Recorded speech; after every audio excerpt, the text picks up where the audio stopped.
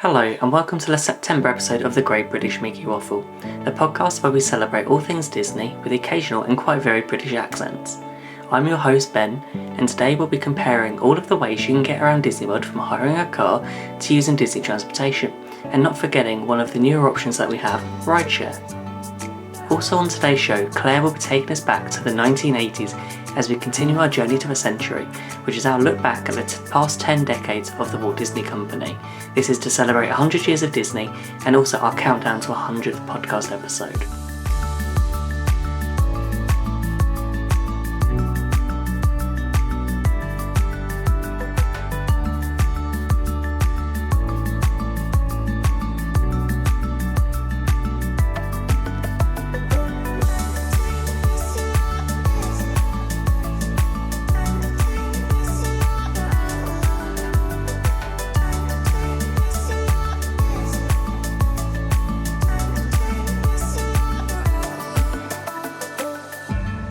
As you can see, for those watching on YouTube, I'm not alone this month, and joining me as we navigate our way around Disney World, we have John. Hi, Ben. Welcome to September, I think it is. And as a former teacher, it's the month of the year where you suddenly realise that here we go again. So for any teachers listening, I feel your pain. So we all have that usually in January, isn't it? It's after that Christmas slump. But we've forgotten what day it is. For teachers it's not. It's that realisation that you're going to have to go and you have to go again. Yeah, you have to get back in that routine. Holiday's over and back to the day. But also we have Jill. Hi, Jill. Good evening. Hi. How are you?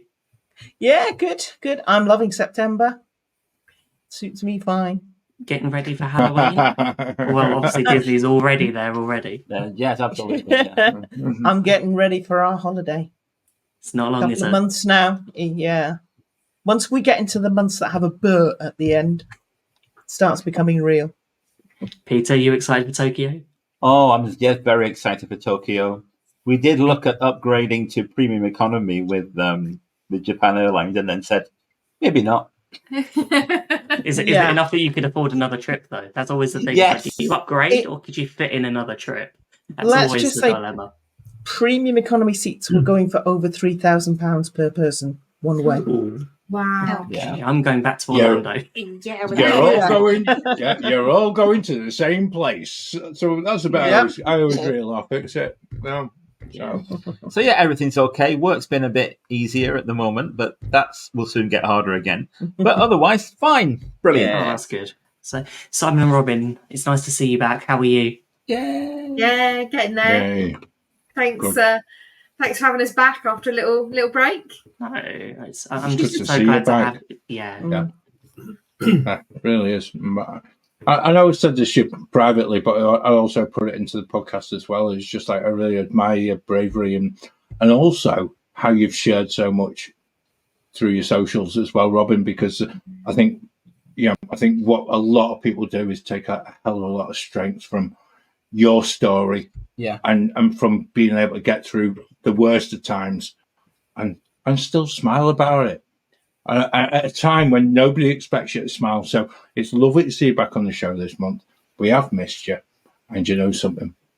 You keep swimming. And that's the only thing that there is to go on, isn't there? So I want to say well done to Simon for the race for life. Yes. Yeah. You did an amazing job. How much did you raise in the end? So I raised £3,000. Whoa. Wow. Good work. As a team, we raised near about £4,000 between us. Oh, that's incredible. Wow. It was an incredible amount of generosity. And I think that with all the bits on socials, I think has really been something that's helped both of us, especially, Robin's had some really great messages of support and lots of advice from other people that have been through similar events. But everybody was fantastic in their donations, and I've stupidly signed up for something even bigger next year. No, I've signed up to do a 100-kilometre hike next May for Balmoral. Wow. So it's a weekend down on the Jurassic Coast, walking between Corfe and Bridport. Okay. So it's going to take some serious practice and Yes. getting my fitness back before I tackle that one. But Sounds brilliant. It's what you were saying before, John, about the sharing what I've been going through on socials has given other people strength. Actually, other people and their support and their kindness and the messages is actually what's given me strength. So, I think people are very kind. Yeah. That's what, in my experience. People are really lovely and really kind. So, and also you made me cry. Oh, I never mean to, but it sometimes happens. And also, I think as well, Robin. I think that's the thing that you don't know what's happening day on day. I'm still in that bit where you come out of recovery and you still don't know how you feel, and actually you need other people and you need the understanding of others. So to go into that bit of actually sharing so much, and if people haven't checked out Watson's Do Disney on Instagram, is absolutely just dip in, just give Robin a bit of love from all of you. Anyone who's listening that hasn't done it, please do. Here at the Great British Mickey Waffle, we're all about positivity. So spreading that is what. It's exactly it, Ben. It's exactly it. What life is going to throw at you. So, very true. Very true. Just a bit. Yeah, that's exactly it. Yeah. But last but not least, joined tonight is Becca. Hello. I know how you are, but how are you? You know how I am. All right. Same old. Yeah. Still thinking that we need to book a trip sometime, but I feel like our trip is too far away. 13 months at time of No, you need a trip before then. That's at least it's 13 months, not 13 years. Yeah. That's a positive, but 13 weeks. That's all right. Yeah, it does sound a lot better. It feels since my last trip, but it was only 3.5 or something like that, 4 years. But it seems a lifetime. Johnny's had a pandemic in between, so time just stopped. Yes. Yeah, those years didn't happen. And then I got poorly. That's even worse. Hey, but we go on. But I'm glad that we're all keeping as well as we can, and we are already enjoying the start of the spooky season. I know Claire has been spamming us with her holiday pictures from a Halloween Magic Kingdom. Talking of Claire, I think it's time to head back to 1983 as we continue our journey to a century, which is a decade full of new park openings.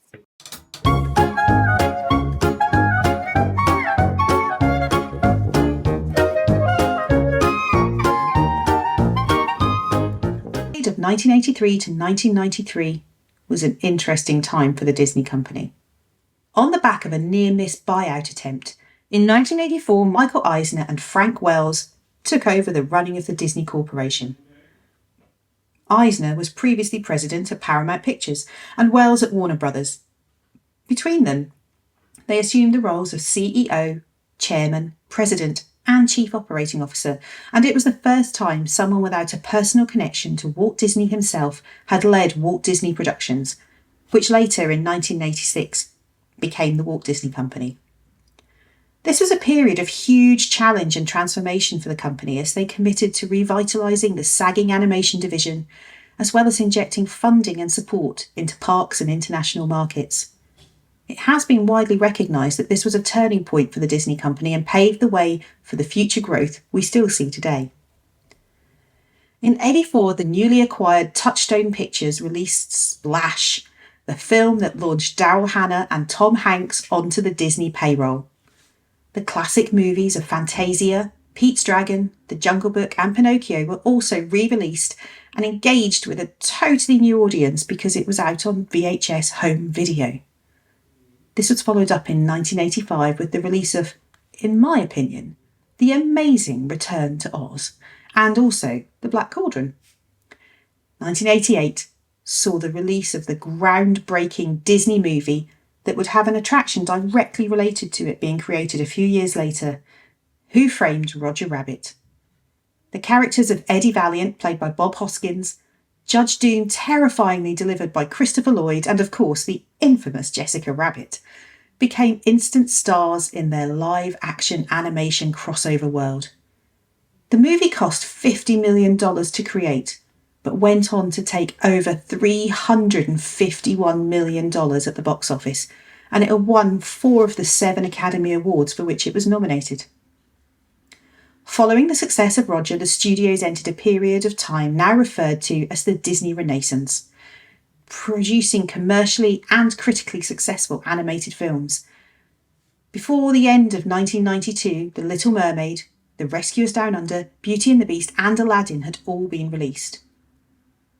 Live-action studios were also smashing it. The film industry saw blockbusters such as Good Morning Vietnam, Cocktail, Beaches, Pretty Woman, Dick Tracy, Father of the Bride, Sister Act and Dead Poets Society being released. Lots was happening in the parks during this period of time. 1984 saw the Morocco Pavilion open at World Showcase in Epcot, and in 1985 Disney entered into a monumental agreement with Lucasfilm to bring in-park attractions. This led to the introduction of, well, some really great things later on down the line.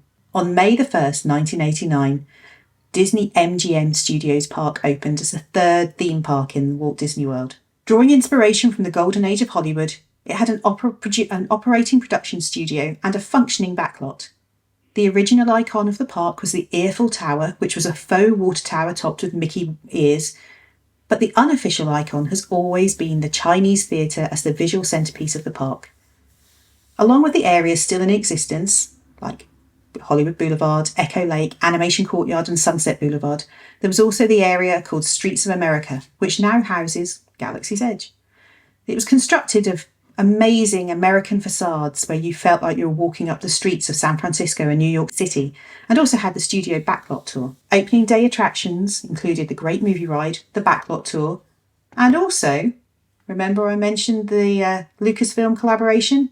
Indiana Jones, Epic Stunt Spectacular, Star Tours, and then in the future, Muppet Vision 3D.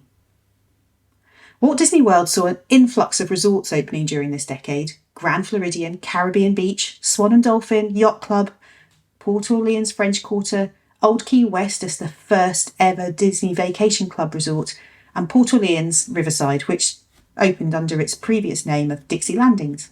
1985. That was an iconic moment. The enormous announcement of the intention to build a brand new park. Euro Disney, now known as the Disneyland Resort Paris, would open 7 years later on the 12th of April 1992 with a Disney park, Festival Disney, which is now the Disney Village, and the 7 themed hotels all opening, and they represented different regions of the United States. Opening day attractions included Phantom Manor, Big Thunder Mountain, Pirates of the Caribbean and It's a Small World. All familiar, but all given a fresh twist on the existing versions in the Magic Kingdom and Disneyland. The most beautiful of all the Disney castles remains to this day Sleeping Beauty Castle at Disneyland Paris, which mirrors the iconic artwork of the film by Mary Blair and has been constructed to appear to be growing out of the ground, entangled in trees and plants, but also giving a nod to the French icon of Mont Saint-Michel. The park remains to this day similar to other Disney parks around the world, but with a strong and very proud French and European flair.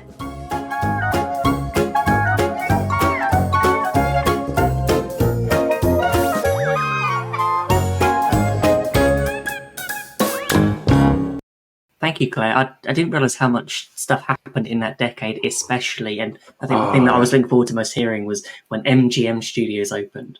Obviously, that's probably one of my favourite parks. I was going to say, that's your favourite park. Even though I know lots of people still call it MGM Studios today, it's like, to me it's Hollywood Studios and always will be. Yeah. And there's still those bits, right?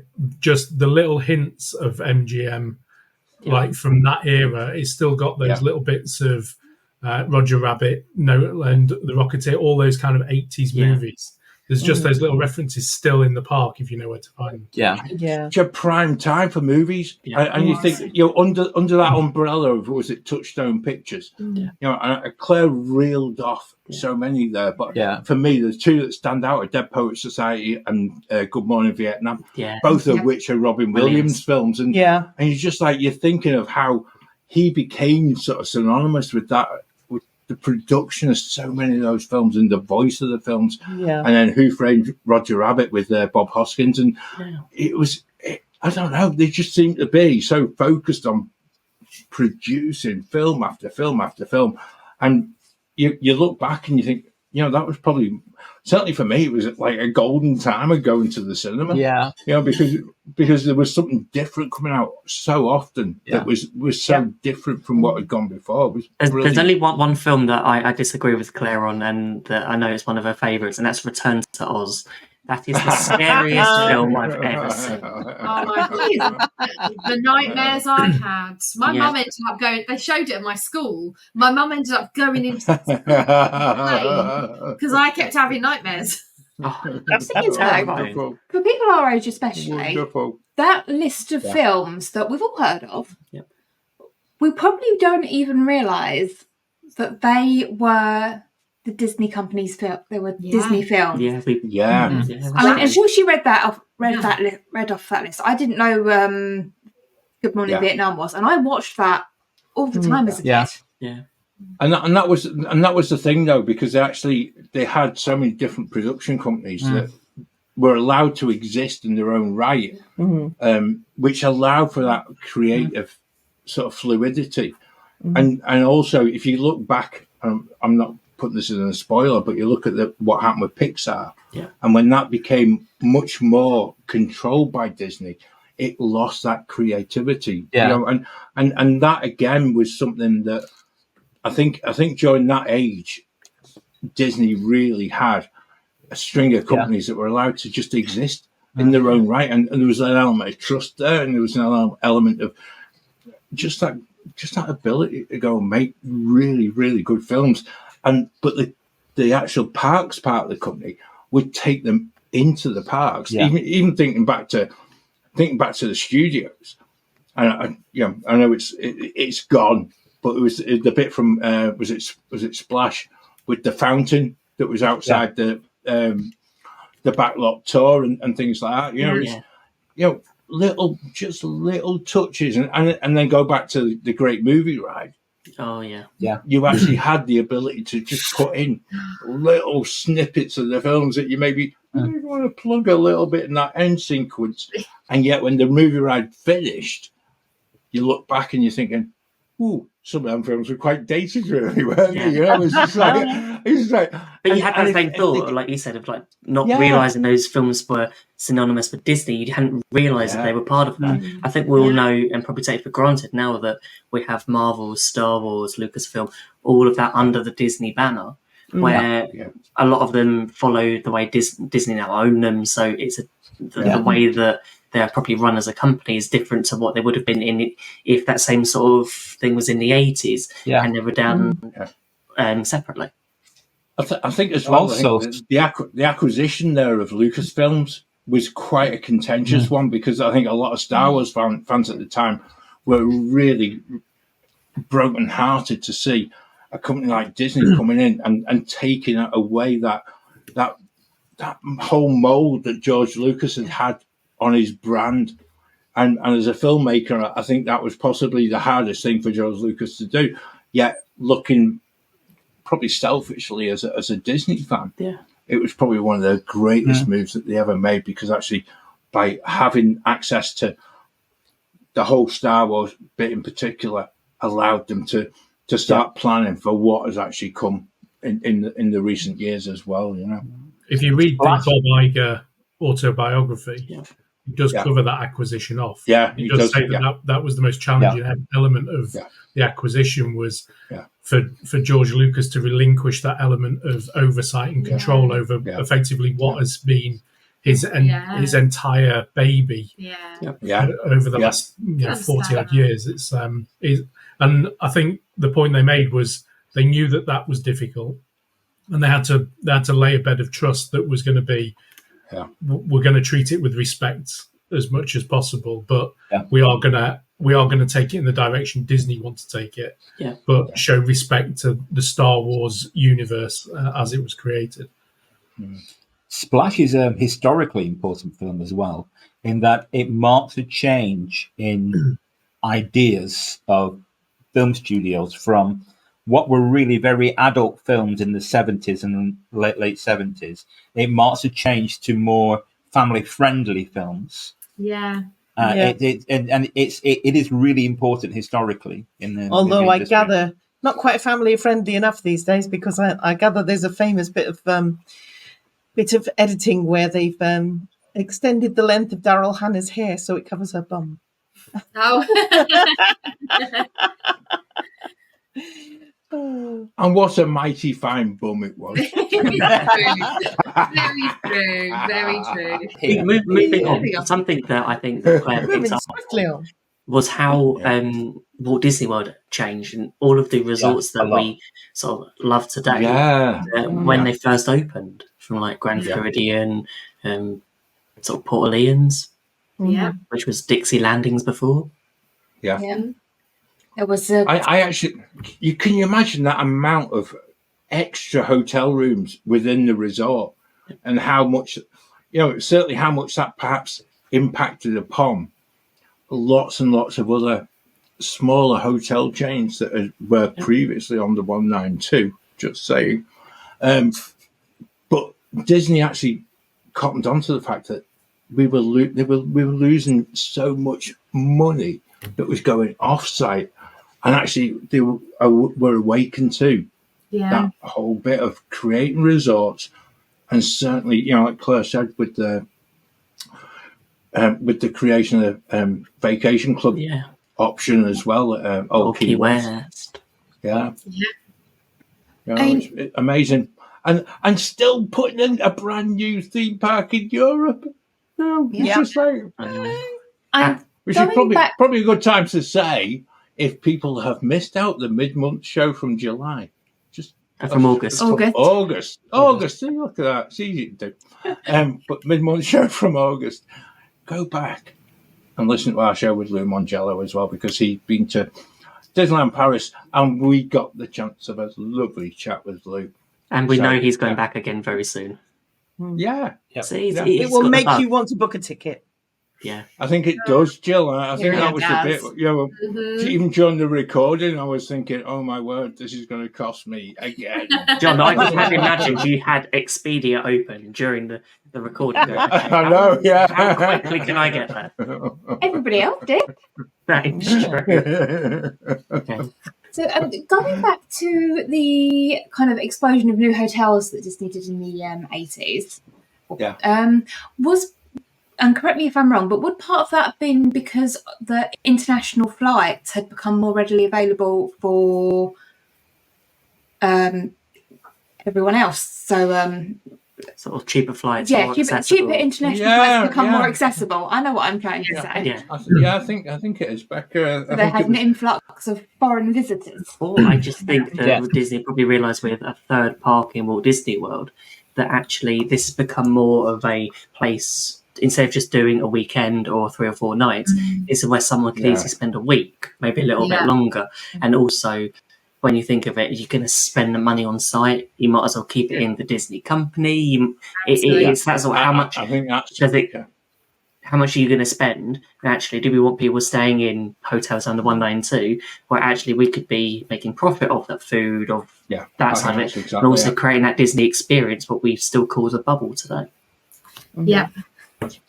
That certainly seemed to be that was a definite time, like early 90s, for a lot of my friends, all my age, that they started really. There was a couple of my friends that started going to Disney World in the early 90s. I remember it was like pre the first Toy Story movie coming out. They'd been over there and seen some of that stuff already, kind of being shown as demo stuff, and so I think it was a big bit from the end of the 80s. International flights, I think, just probably became more accessible and cheaper, and people were venturing outside of just European holidays or even outside of British holidays. Yeah. It was certainly all over the television, wasn't it? Judith Chalmers. Wish you were here. Yes. Yeah. And Holiday. You used to have the Holiday program. Holiday, Oh, Yeah. The adverts. VHS. I still remember the adverts. They used to get me. All the adverts. I remember one year there was it was the ad campaign. It was like a granddad with his granddaughter and them just having the best time. And that was the one that sold my granddad. I sadly passed away before he was able to take it. It was quite sudden, but that was, I think, what sold it to him was like, oh, there's a granddad having a great time with his granddaughter. Maybe I should do that. All it takes is the right bit of advertising. Yeah, exactly. Yeah, too right. Yeah. Too right. But another great decade. And I've got to say, I know so many people listening are really enjoying this feature. So, yeah, again, join in next month. There's quite a lot to cover in the next one as well. So I'm looking forward to that. The more I think about the next few shows, there's going to be a lot to talk about. I'm so excited for the next one because it's my era of Disney. Yeah. I know Claire touched on it with like the Renaissance, where it's like, okay, they have films and it's like Robin Williams, when we mentioned it, and it's just going from that to the voice of Aladdin. And now we're going to be going on to, not saying too much, but Pixar and everything after that. They've got a tune in next month. Yes, exactly. I'm giving it all away. No, that's fair. But as we've mentioned about Walt Disney World resorts, there are quite a few of them now, especially compared to what there were in the 80s and 90s. And sometimes it can be a bit of a minefield to work out how to get from point A to point B. You're staying at, say, Saratoga Springs, you want to get to Magic Kingdom. How are you going to do it? So we are taking the time now to go through all of the different options of how you can get around Walt Disney World, including the new updated ones from Skyliner and also more popular than what it was a few years ago when it first came out, rideshare. So, the ride-sharing services have experienced a significant surge in popularity over the past decades, or the past decade, I should say. So, a rideshare, basically, for those who don't know, is a private vehicle ride provided by the car's owner. Numerous companies provide ride-sharing. Usually, they're arranged through dedicated apps on your phone. Most ride-share options allow you to either pre-book your ride or request one on demand. So within the vicinity of Walt Disney World itself, there are 3 distinct rideshare alternatives available. Both Lyft and Uber offer transportation services catering to journeys both within the Disney World resort and beyond its borders. The third choice is Disney's own rideshare, or better known as the minivans, and these operate through the Lyft rideshare app. This exclusive service offers on-site transportation throughout the Walt Disney World Resort. Each minivan can comfortably accommodate up to 6 passengers, and it's equipped to carry 2 complimentary car seats, which I think is quite nice for those of you with families. Notably, even though minivans are accessible through the Lyft app, all of their drivers are experienced Disney cast members. And the service itself operates from 6:30 a.m. till 12:30 a.m., although, according to the website, these hours are subject to change. The Lyft and Uber options, I believe, are available outside of these hours because they are privately owned and private drivers. So the drop-off and pick-up locations differ between various rideshare options and the minivans at each of the parks. Typically, the minivans will drop passengers off at bus loops designated for each parks, whereas the rideshare drop-off locations vary on the parks. For example, if you're heading to Magic Kingdom, the rideshare services will drop you off at the Ticketed Transportation Centre, and you'll have to get either the boat or the monorail over to the park itself. But there are clear signs outside each of the park that provide directions for easy navigation to where exactly you need to go. Costs for all 3 of the transportation options can fluctuate based on factors such as the pickup location, the destination you're going to, and the time of day. So if you're getting a rideshare right at park closing, it's probably going to cost you a little bit more than if you waited an hour or so looking through the shops. And it will probably be easier for you to get one as well. Yeah. It is important to note that cancellation and no-show fees are applicable for all services. If you are mindful of your budget during your trip, it's advisable to compare the prices of all available options for the most favourable deal at that moment, because, as I say, they do change depending on where you're going, time of day, and they can vary between the apps and the services. Minivans themselves tend to be a little bit more expensive than Lyft and Ubers, and Lyft and Uber can vary depending on what's available in the area. All of these transportation services ensure accessibility of vehicles that accommodate passengers with mobility needs. You can request an accessible vehicle through the app. Prior to your travel, it's recommended to confirm the type and dimensions of of your wheelchair to make sure they are compatible with the service accommodations. So have we all had a chance to use Uber or Lyft? Yep, we use Lyft. Because I have to admit, it surprised us. I didn't realise until I looked back the other day that we first used Uber in 2014. Wow. So we were one of the first ones. It was just we were staying. Are you sure it wasn't 2015? 2015. We were staying. First time we were staying was like 2015. I've forgotten. Yeah, we were staying at All Star Music. That's the one. And we were using to go to Coronado Springs, and it was like, oh, we booked this place for breakfast. I didn't know how we were going to get it. The only way we were told by the front desk was that, well, to get there for that time, you're going to have to get a taxi because you'd have to get a bus to the park and then get that bus. They're hoping there's one that will go back to Coronado Springs.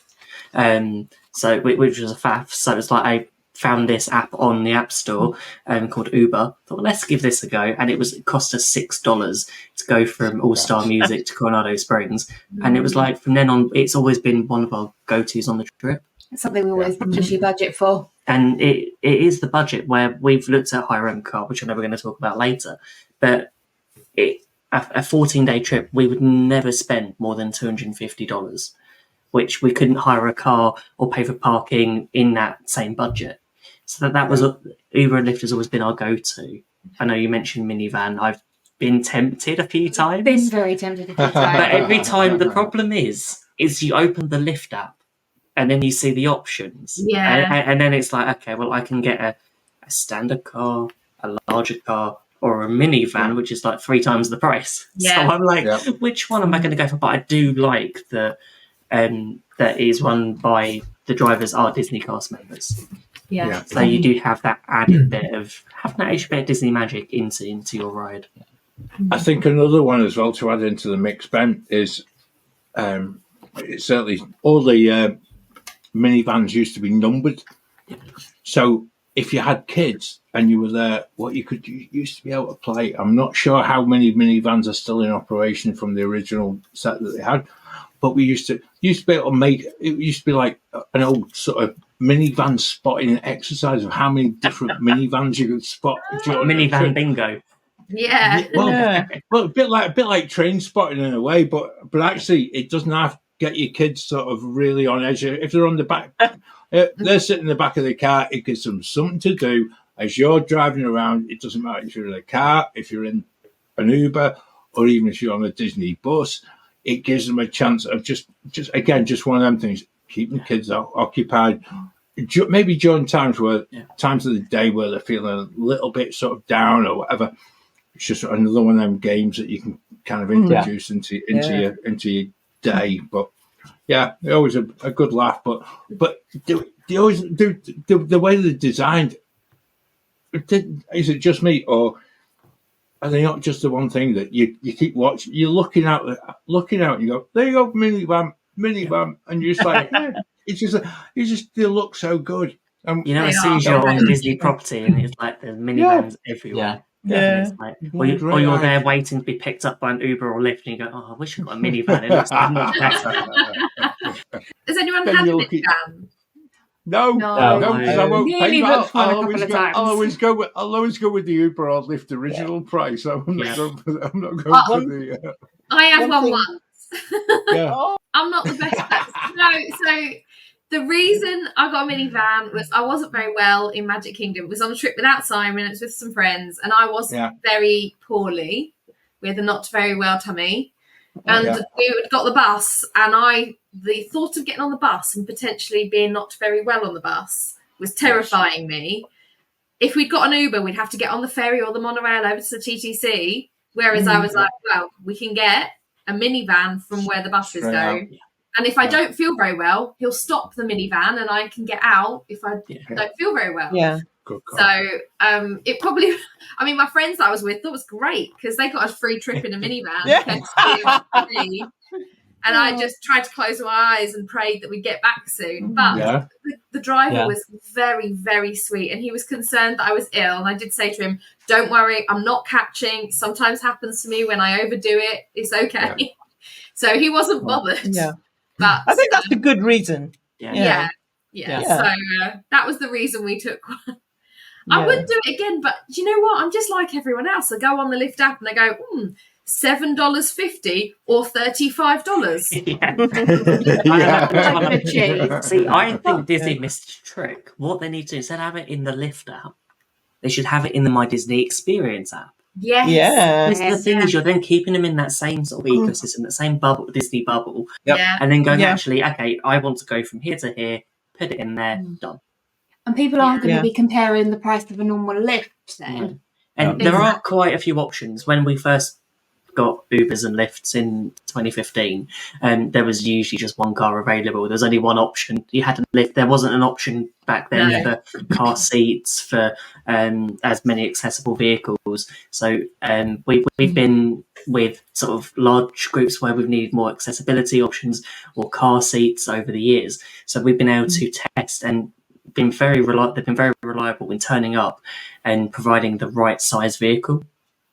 Because sometimes you think, will that fit everything? Will that fit all our luggage in? It's one of those things from an airport. Make sure I've gone for an Uber XL because I have 4 cases of luggage. I'm not going to fit this in. If you've ordered the basic Uber and someone turns up in what's like the equivalent of a Nissan Micro. Yeah. I'm not even sure I could fit myself in a Nissan Micro. No, but it's one of those things I think you have to. And the other thing to be aware of, as you mentioned, was surge pricing. Yeah, very much so. Surge pricing can be a nightmare. Now, there is a little way around that. You can either wait in the park for an hour or so for the crowds to go down, or you can walk around to the nearest resort or get the bus to the nearest resort. So if you're at Epcot or Hollywood Studios, walk around to Beach Club or Boardwalk. If you're at Magic Kingdom, Grand Floridian or Contemporary, and they can pick you up from there. And it's cheaper. And it's usually a bit cheaper. Yes. We found out at the airport, actually, when we were stood at the airport. We were stood in the terminal, and it was really cheap. And then we walked out to where the pickup point and then was. you book it then, and it's 3 times the price. We were like, and actually the lady that was there said, walk over to that hotel there. You could see she's like, if you get it from over there. That's a great bit of advice, that, because actually, I think as well, if you go to a resort, you can find your Uber or your Lyft an awful lot more easily. From the front door, from the front door of the resort. A lot of them might be more easy to pick up, but also it's like they might be more likely to pick you up from there as well. Sometimes, as to the other things, sometimes if it's so busy, you're trying to get to the TTC. By the time you've ordered it, say at the front, you've left Magic Kingdom. Sometimes it may have already gone by the time you've had the chance to get to. Definitely. This is what I was going to say. This is what we learned the hard way. Is that it's always a good idea to be at the spot where you're going to be picked up. Yes, we found that before you order, because we missed one in the outlets, the International Drive outlets. We took a little bit longer than expected to find our way back to the spot because we got a bit lost and the weather was really bad. And basically we spotted it driving away, and of course we were charged. So get there first. See, my tip is, as long as you can see the pickup point in eyesight, that's usually when I say to order. Because normally by the time you've done that, you can get there in plenty of time. We got quite lucky because we booked one from Universal Studios to Epcot the other year, and it said it would be there in about 10 minutes or so. So we thought, we've got plenty of time to get from the park to the pickup point. We didn't. It was there within like 5 minutes. Yeah. We were still trying to get through City Walk. Because on Uber and Lyft, they do a wait and save. So if you want to save a few dollars, what you can do is you can say, you can start between 5 minutes and up to 30 minutes. So instead of it being like within, so you do have that risk factor like we did, and it was to get a boarding group for Guardians. We were really lucky though, because he waited for us. He messaged me saying, "Well, all right." I said, "We'll be there in like 5 minutes." We're on our way. We're just a bit stuck. Yeah. Cool. I remember the first time we went to Walt Disney World, there was no Uber, no Lyft. It was Mia's taxis, and it was $20 from one hotel to another. Yeah. Not 6, 7, 20. Yeah. But we had one bad experience with Mia's, and that was in 2014. So we were hesitant the next time to go out to use Mia's taxis again. So we just decided, let's try Uber, and from then on it's been cheaper and more convenient for us. But as going to Walt Disney World has changed, we are more reliant on our phones. So it is always something we're always going to have access to. Yeah. So make sure you've also got access to Wi-Fi or data, because the app runs on that. So it's don't book somewhere and then hope there's Wi-Fi. Make sure you've got a data plan or something. In point. Yeah. The one thing to note is that a lot of the Ubers and Lyfts I've got into have been Disney employees. So they've talked to you about working. So, yeah. You'll often find that the drivers drive for both companies as well. Ben, why did it take us on the Skyliner? Do you know what? Hey! It is one of those modes of transportation that I know we've spoken about an awful lot on the podcast, and a lot of that over the past few years has been through fear of heights. But I'm hoping that this might encourage a few more people to jump on board. So the Disney Skyliner is the state-of-the-art system of aerial gondolas that connects 4 Disney resort hotels to 2 theme parks, Epcot and Disney's Hollywood Studios. The Skyliner operates 365 days a year, weather permitting, and offers a fun and convenient way to travel around the resort. The gondolas are suspended from high-tension cables and can carry up to 10 guests each. They're climate-controlled and offer stunning views of the surrounding area.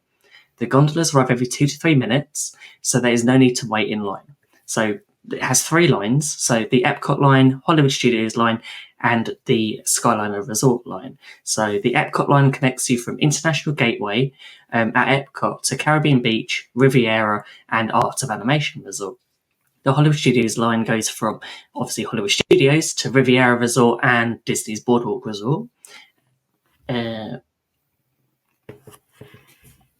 Got to scroll down. I didn't realise that I was reading on 2 pages.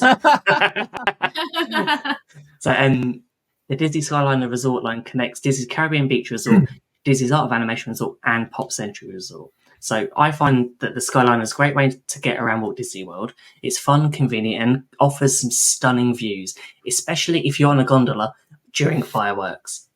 Yeah. So whether you're a first-time visitor or a Disney veteran, the Skyliner is a must-try transportation. So the gondolas are made of lightweight, durable materials and can withstand winds of up to 55 miles an hour. Not sure whether they would be running at while winds are 55 miles an hour, but sometimes it does feel like it. The Skyliner is equipped with various safety features, including redundancies in power and braking systems, and is operated by a team of trained cast members who are committed to providing a safe and enjoyable experience for all guests. So if you're planning a trip to Walt Disney World, be sure to check out the Disney Skyliner. I want a show of hands. I know this is great for a podcast. Who has been on the Skyliner? Me. I've not. John, No, you're the you other one. haven't been back to Walt Disney World since it opened. No, You need to go. but we actually saw everything in its testing phase. We were so desperate. We took to sort of hanging out around about the route into the back of Epcot from the beach club, and we just in case they were looking for people who were just like we'd like to try it out and things like that, because we knew it was just in that phase of sort of about to be opened, and yet we never saw it. But having watched it and having seen from its, I think we were there for groundbreaking, and actually realised what a massive concept it was, is actually trying to link all of these places by, and cause quite a lot of disruption along the way, I hasten to add. But what an amazing thing. When you think about bringing a ski resort mode of transport into the hottest place in the middle of August, and you start thinking, oh my word, what are they doing? But it works. And actually, I think if you start looking at that whole bit about, and I'm not even going to go there about being carbon neutral, this, that, and the other. But I think Disney were actually looking at trying to take buses off the road, about trying to reduce that whole transportation thing, and actually giving people an alternative way to get between resorts. And it works. I wonder whether it was to do with maintenance as well, when you think probably how much time and money's probably spent on maintaining different various types of transportation. Also, all the bus drivers compared to how many people they're paying. They won't be happy. Yeah. Well, where are they going to get their news? I love Walt Disney World bus drivers. I must admit. That's another story. What I like and what I think makes a really good mode of transportation is a safety spiel, and it's that announcement when you get on, and just like as we've said, like the monorail has one. There's always this announcement of even on rides as well. There's always just something that makes it feel like you're at Disney, and it's just when if anyone's been on it, you notice how it changes from which resort you're going to. Yeah. So like, what did you learn in Epcot today? And that sort of thing. Yeah. When you're on that, it just feels something different. Hopefully it's there to distract people from sort of fear of heights. Because I know it doesn't work. I do the Skyliner. I don't enjoy doing the Skyliner. I don't like it. But I do it because it's the same reason that a lot of people will get on a plane. It's a means to an end. Yeah. You'll get to Hollywood Studios quicker. I will get to where I'm going and it will be over soon. Do you know what? I've gone on the Skyliner just for a ride in the past. Yeah. We've just got on it and gone back because we just like ride on the Skyliner. Yeah. Well, we came up with a really good idea last time. We were right at the back of World Showcase. I think we were near the France Pavilion, and it was going to be, getting out times, park closing time. Yeah.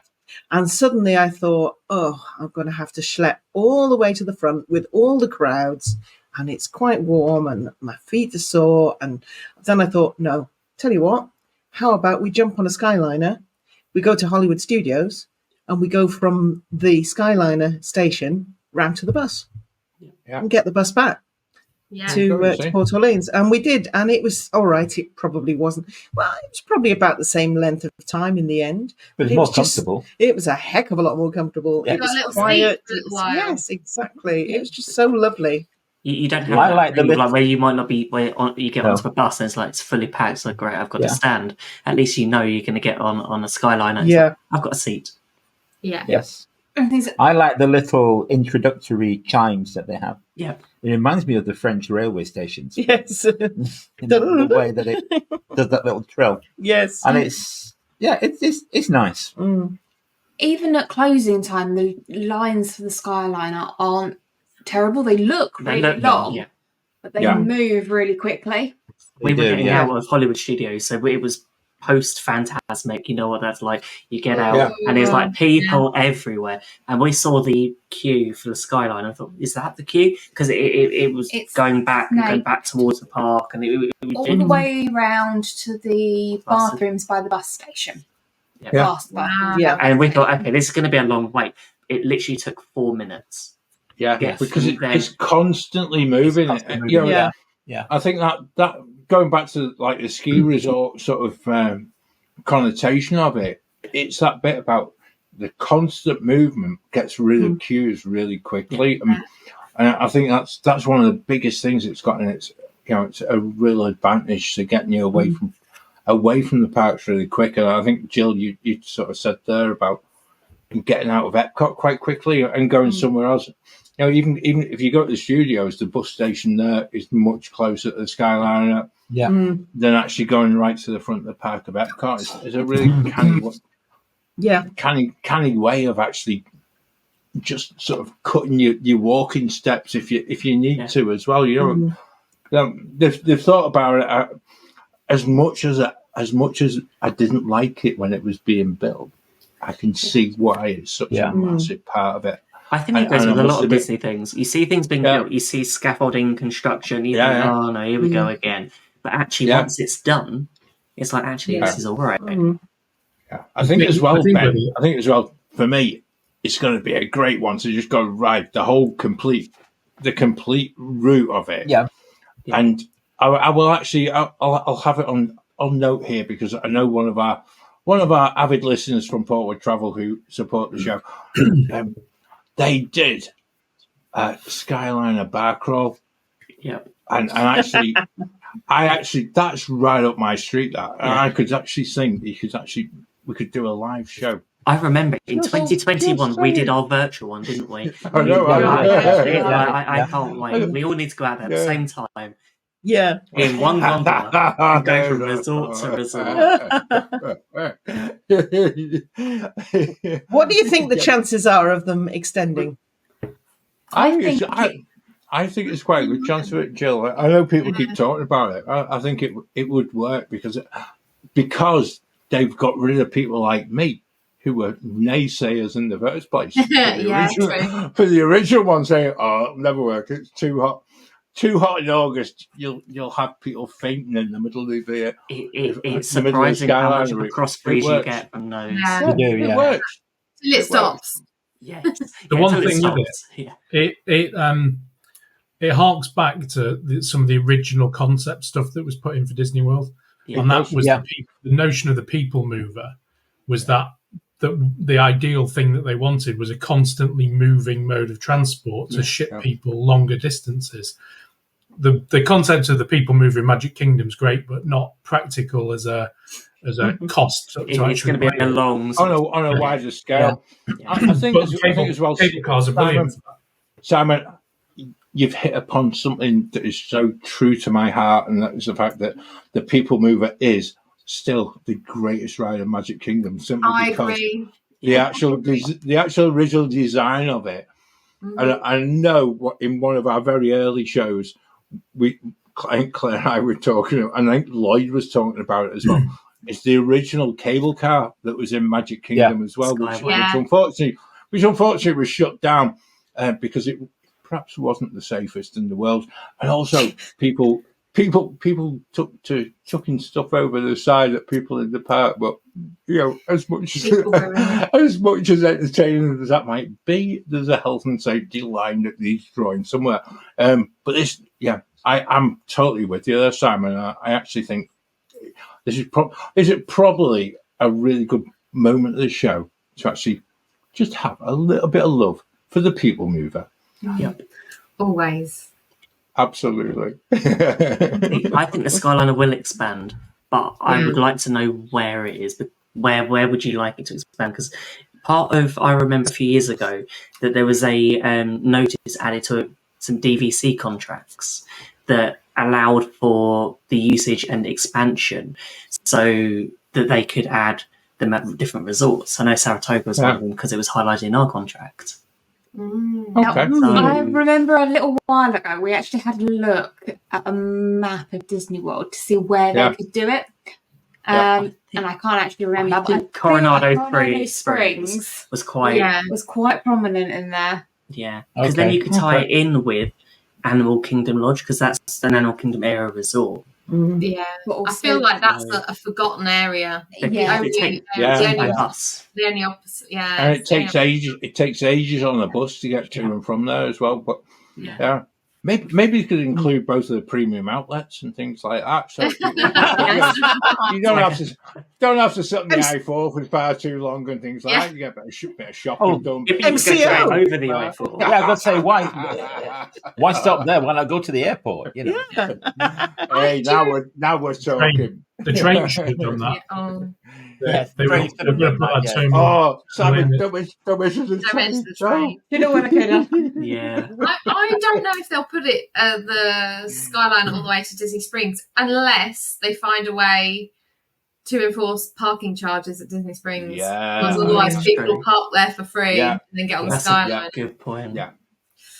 So unless maybe they'll do. I mean, Universal charge for City Walk. Maybe Disney Springs will go that way eventually. I mean, they might be able to do the resorts.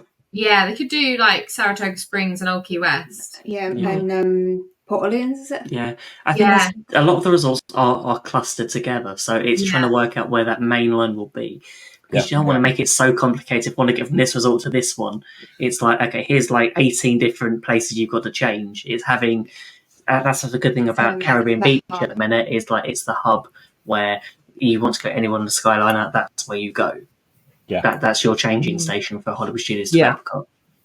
So they would need to build another one of those and have one of the existing lines. Yeah, I think the Coronado Springs would probably be a good centre to have. But it does help. The Coronado Springs is pretty much centre of the resort as well. Yeah, and there's a big lake over it.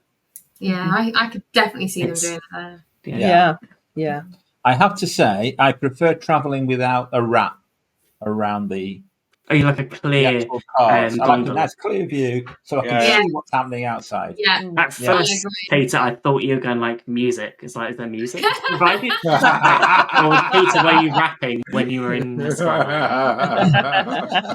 Yeah, I'm the opposite. I prefer to have the wrap on there so that I so you can't see how high up I am. This ties back to what John said about the minivan.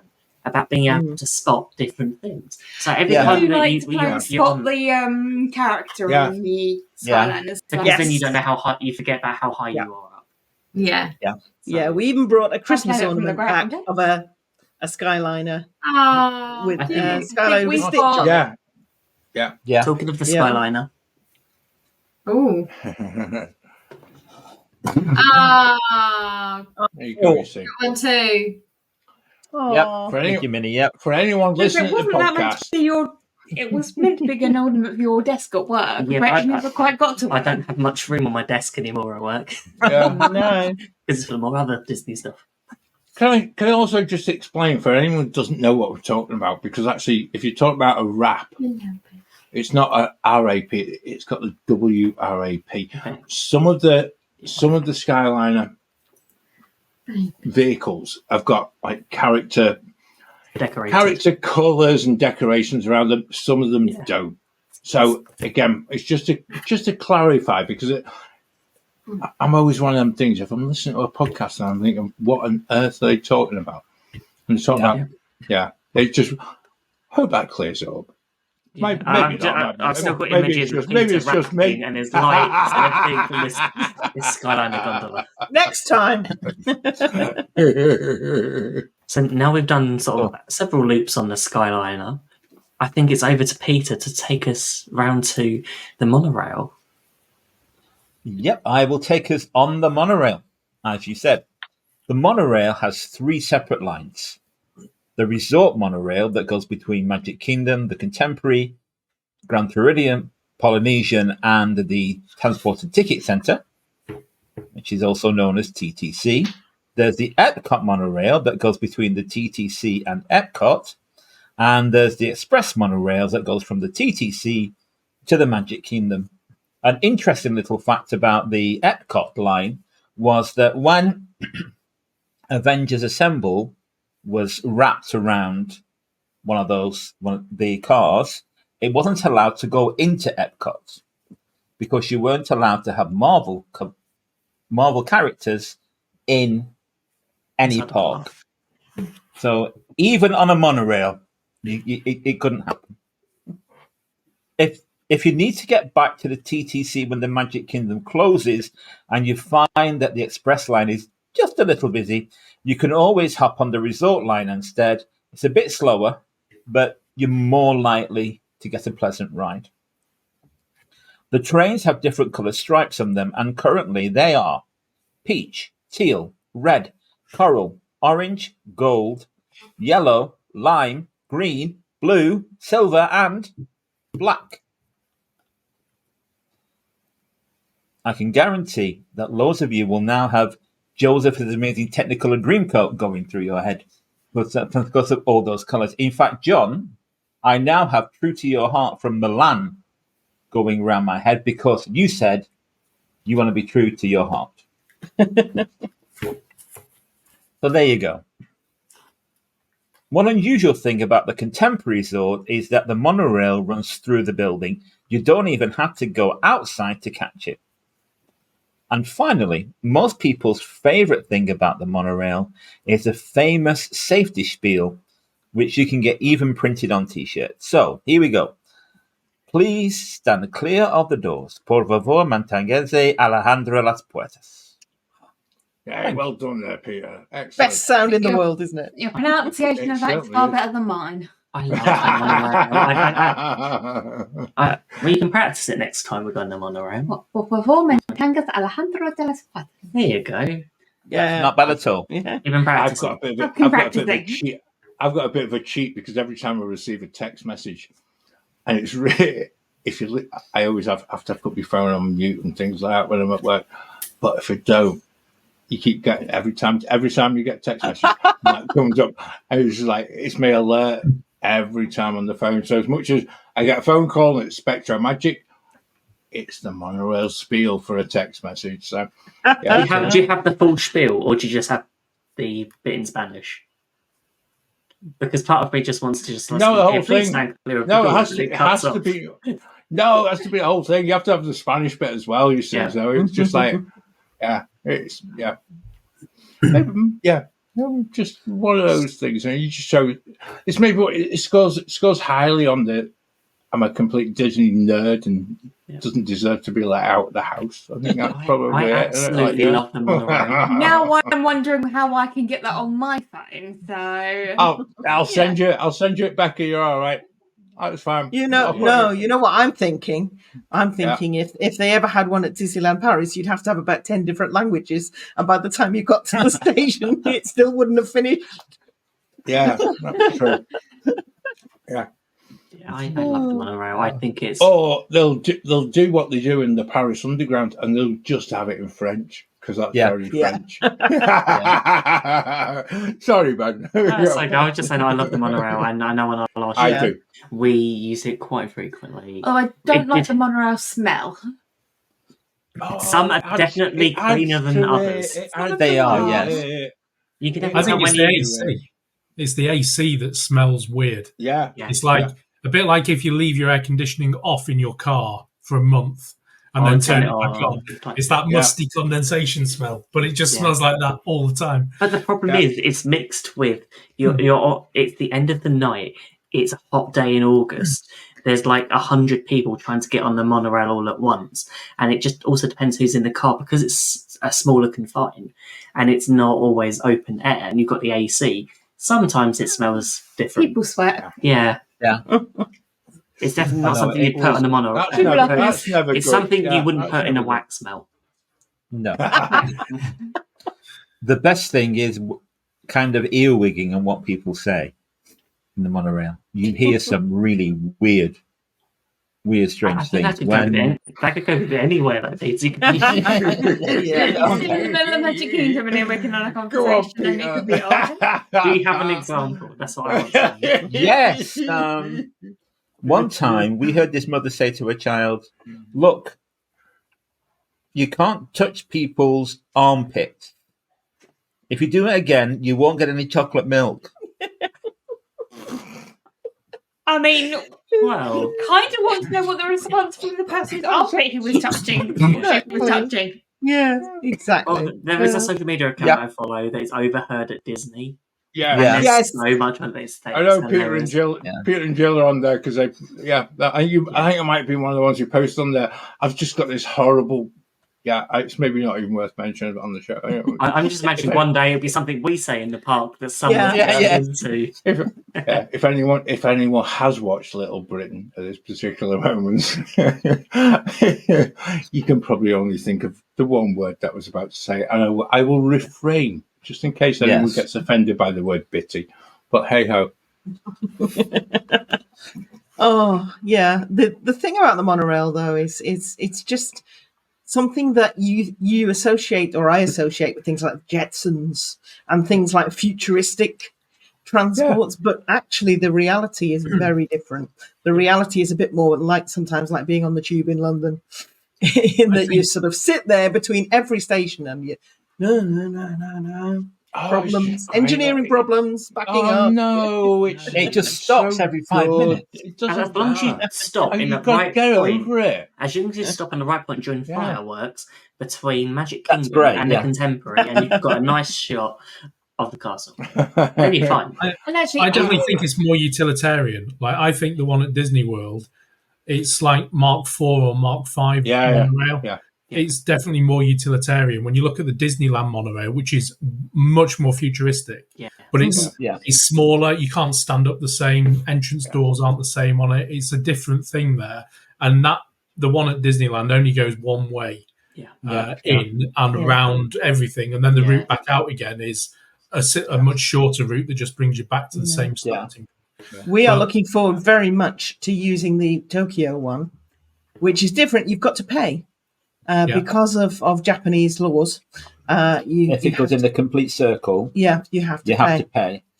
But it has the most amazing theming. The strap handles are all Mickey shaped, and it just looks amazing. And the windows are Mickey heads. Yeah.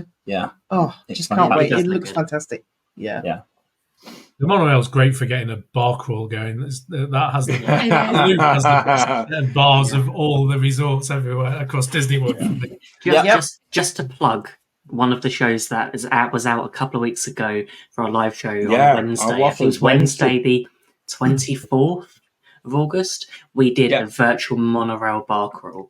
And I know Claire's at Walt Disney World at the minute having multiple monorail bar crawls.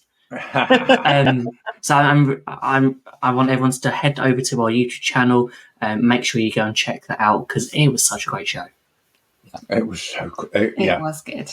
And because it was virtual, that was even better because it didn't cost anything. Yeah, but the problem is, John, because it was virtual, you've written it down. You think, okay, that's something else. What I'm going to get next time. And you've got everyone else's ideas of what we're going to see. Yeah, exactly. I remember we did that a few years ago when we did the virtual Skyliner one. That we're going to have to go and give that a go on our next trip. It just has to be done. Isn't that where we discovered the pickle in a pouch? Oh, it certainly was. Certainly was. Don't diss it. You might want to need it. You know. We'll leave that there. One tip for the monorails, though, when it is busy, if you head to either end, because people tend to congregate towards the centre of the train or the centre of wherever the gates are, they don't tend to go down to either end. And while that might make it a little bit longer for you when you're getting off the monorail, you're probably not going to be at the front of the queue, it's going to be less busy. So you might even be able to get a seat if you end up with Also, you can pretend you're driving the monorail as well if you're at either end. I think Peter's tip in his advice there was actually spot on because actually when you're coming out of Magic Kingdom, everyone is pushed towards the express one to TTC, and actually don't tell anybody, but if you go to the resort one, it gets you at TTC quicker. And actually without quite so many people, so keep it to yourself. Yep. The other thing is, if you're staying at the Polynesian and it is really, really busy, you can get off at the TTC and walk round. Which is especially helpful if you're staying at the BBC rooms because they are the building closest to the TTC. Okay. Cool. So there we go. Excellent advice once again. Well, that's what we're here for. So we try. So monorail. How much investment do they need putting in it to keep it going? Oh, Peter, we were doing so well without being controversial. It's always been one of those things that everyone's said over the past few years that the monorail needs work, they need more. But what do we want? What does the monorail need? And I think that's the thing we can't quantify. We say, we want a newer monorail, but actually, why do we want it? Is it the smell? Yeah. Is it we want more frequent ones? But the thing what I think is going to be interesting to see how the monorail, whether it adapts or changes after the Polynesian expansion, the new DVC tower, because they haven't said that there's going to be an additional monorail stop. So everyone's going to be going back from there. So there's hundreds more rooms. So there's a few thousand more people that are in those rooms that are going to be probably using the monorail to go around to go to Magic Kingdom or to go around to the TTC to go to Epcot. Yeah. So I'm interested to see what happens, whether we just need more monorails, more frequent. But is that going to cause more problem with traffic when they're offering it in each one? The issue with that is there is only so many monorails they can fit on at a time to keep it moving. Absolutely. Yeah. You can effectively only have one running per station, right? Per stop. Yeah. It's the idea being that they're all moving at the same time and they're all stopped at the same time. So is it more that we need a few more to, so when there are technical problems with ones that they can easily swap one out to replace one? Yeah, I think that's the biggest issue, right? Is the minute you lose a monorail, like the queues for the ferries and every other mode of transport is absolutely diabolical. As soon as lightning in the area and they stop it, it's like, okay, they put on a few buses which aren't particularly useful because they don't have the same capacity as what they would have had. So when in doubt at the end of the night, if you're able to, you can walk to all three of the Magic Kingdom resorts. You can, yeah. Now it takes probably half an hour-ish to walk around to the to the Polynesian, but it might take you half an hour on a monorail as well. So at least you're constantly moving. And not waiting in a huge queue. Walking is another mode of transportation. Unless you end up, you walk around, you can end up stuck at the swing bridge now.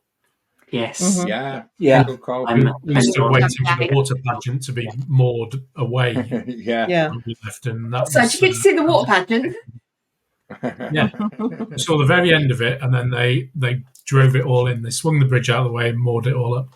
Oh wow. Oh well. So I think that's a monorail. Yeah. Absolutely. I think monorail is one of those ones that is synonymous with Disney history.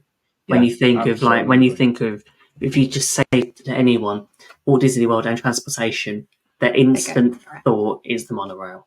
And I think it is really impressive. But compared to the newer things of Skyliner and the other ways you can now get around Walt Disney World, I think some are more frequent, more easy for others to use. And I know, John, you're going to be talking about car hire.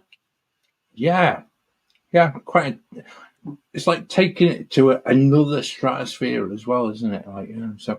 But anyway, for most trips to Florida, hiring a car means one thing, and that is freedom.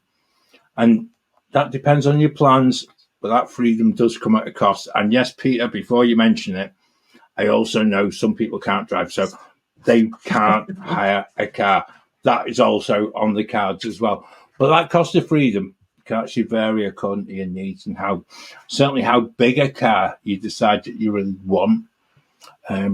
Although I would say it's a bit of a good thought to have in your head when you're planning to actually just think about how you will look when you arrive at the rental garage, having booked the smallest and cheapest option, and to find that you can't even fit the luggage in, never mind the kids. So, and that's before you go shopping. So just keep that in mind, because it is a massive part of it. The biggest thing about car hire is do your homework. Costs do fluctuate according to demand. They tend to change daily, and in some cases rather dramatically. So ensure you've got free cancellation on whatever you've booked, no matter how much you've booked in advance. Never think you've got a bargain, because actually sometimes the prices do change really massively in your favour. And if you've got that free cancellation, it's easy to cancel and rebook. And sometimes that can be with the same online broker company, or even sometimes even with the same car hire company. It's so infuriating, but it's well worth the effort. Just checking in on what you've got booked for when it's booked. And even I'll take our recent trip to Spain. I actually went back and checked a car hire a week prior to our flight, and actually I saved £200 simply from checking the booking, cancelling it with this. It was cancelled. It was booked through the same holiday company, and only booked a couple of months previously. That's how much it changes and how quickly it can change. So it's also worth mentioning BA and Virgin also offer flights with a car as a package. BA have got full insurance included in the cost. Virgin tend to vary, and just for anyone going with Virgin, just check you've got your insurance there. It's always worth it. A double check. But I did research a 2-week trip starting today, 1st September 2023, with BA going from London to Orlando. There was no difference in the price of being flight only against the price of a flight with a car. Wow. Now, if anyone can explain that, please do.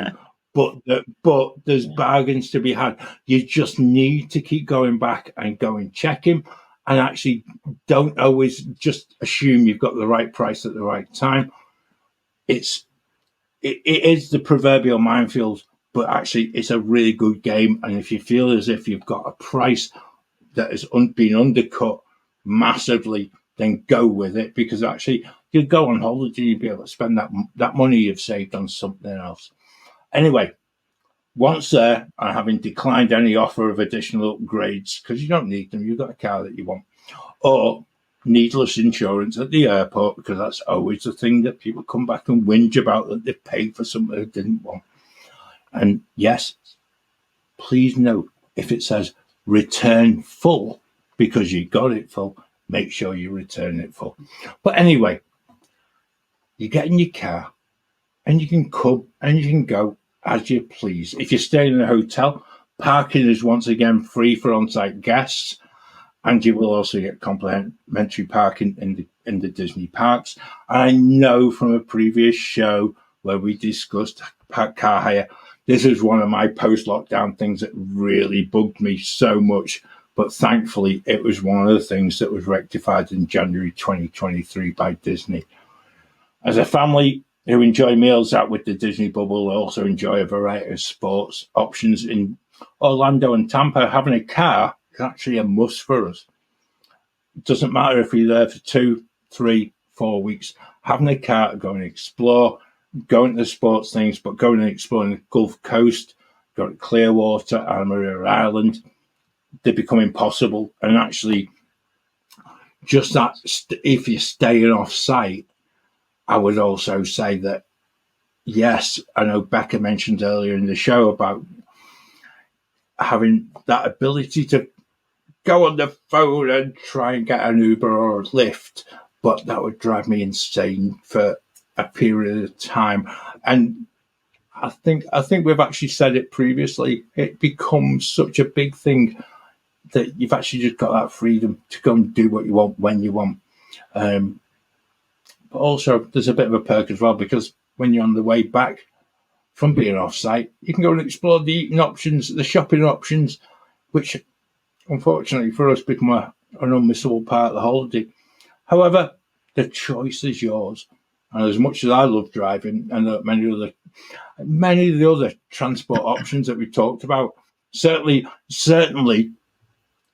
the skyliner, and certainly the monorail, the things I would much be far more preferable in taking rather than the car, and especially in the parking lot of Magic Kingdom, because actually that's one of my biggest bugbears. But hey, I'll leave that for another show. Although, having said that, it can be quicker than waiting for the bus.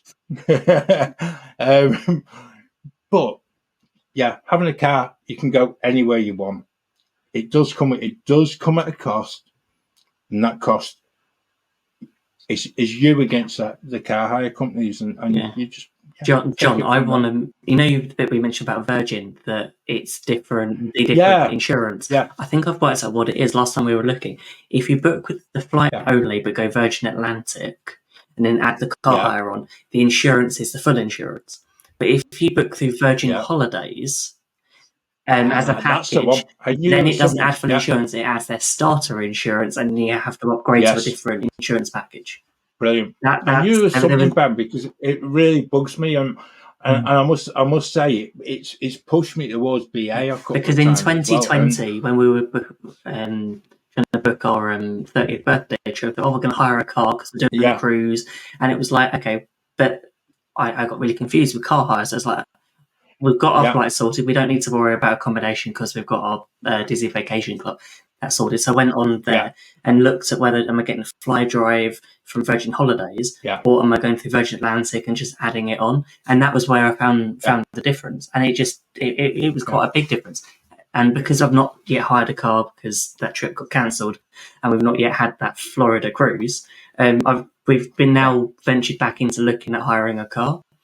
And it's something that I'm really looking forward to trying when we're out there next year. Yeah, you should do, Ben. You should do, because actually it's one of those things that for a lot of people it's bizarre because there's so many people who've got stories to tell of this went wrong or that went. Actually, it's dead easy, and given the thousands upon thousands of people who actually do hire a car, you will get one or two stories, and I think the key to it is before you go, and particularly if you're listening to this and you're from the UK, the booking arrangements here are actually much more favourable for you to hire a car in the US than booking through a US source. And I think everyone tries to, if you go through, I'm not even going to mention a company, but you can actually go through different companies from either Holland or Italy or whatever, but you actually don't get the same. You might get a really cheap price, but the insurance bit has to be suitable for you, and that's why I was come back. There's a couple of places. If somebody wants to know, get in touch with via the Waffler's Arms, and I will give you the name of a couple of companies. I won't put them on there because actually I don't want to be seen as promoting different places that I actually haven't used, but I know that in the course of researching for this show, come highly recommended by a lot of people who've used them within the past 2 years. Because our trip next year is going to be so different to what we've done before, we're going to spend a lot of time not in the parks. So by having that freedom of just like, okay, I've got the car, we're staying at Saratoga, where we're going to go eat today. Or all these places we've been talking about in the last few shows and talking about, let's eat off-site, let's go to Longhorns, let's go to Erkin's Chewy's. It's I'm like, thinking, I can't wait. I'm thinking Claire and I's sort of bad influence. Oh, yeah. Our last trip was more expensive because somehow we were talking about Wild Africa Trek and Keys to the Kingdom. So it's Yeah, Claire and John. Power of the waffle. Terrible influences. Yeah, but in a good way because like I said, it's that feeling of freedom, and I must admit I'm a type of person. If I'm within a confined bubble for a certain amount of days, my human reaction is to kind of fight away from that and go elsewhere because I feel contained. And Uber and Lyft, I would say offer a marvelous service in getting you out there, but it's limited, and certainly for us as a family, our holiday to Orlando tends to involve more than just Disney and Universal. We do love to go and explore, and a car's an absolute must, and prices have started to show a little bit more of a sensible sort of approach than a year ago, where car hire companies were really gouging people. We looked at 7 nights, and the average price was about £350 to £400. where I know a couple of years ago, just after COVID, that we were looking at £1,000 for a week. Yeah. Okay. So So for this show, I'll put it out there as a number. Again, I won't recommend different places because people can go, and you can go online and you can use price comparison places, etc. I found for a 2-week car hire, admittedly with a company I wouldn't use, prices started at £300 for a company for a 2-week car hire from the 1st of September for 14 days, coming at about £480, which is massively lower than I thought, given what's gone previously. Again, I would put into anyone's mind, if you've got free cancellation, just go back in and make sure. I feel like I'm Martin Lewis here, just searching for bargains.